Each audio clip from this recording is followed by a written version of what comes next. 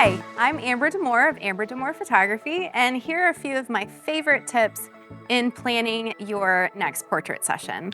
So if you are wanting to create a storytelling image, one of the best ways to go about this is to really do a pre-planning consult with your client. That's step number one. Really digest what their goals are, what they hope to achieve with their imagery, and what the end goal is for the portraits that you create. Are we wanting to create wall art? Are we doing something on an album or something for their home? And then go from there as you plan that whole session. From there, you want to really think about what mood are we trying to convey? What color harmony do we want? What kind of styling and props would be best for this particular client or subject?